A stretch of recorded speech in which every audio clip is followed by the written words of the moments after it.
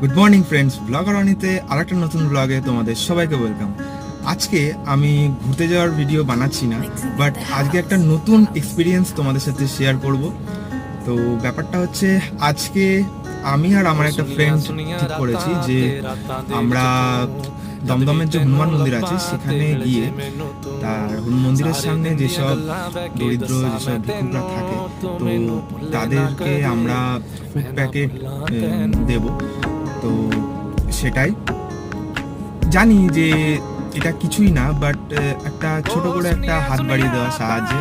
তো ভিডিওটা দেখতে থাকো, আমার সাথে থাকো, চলো যাওয়া যাক।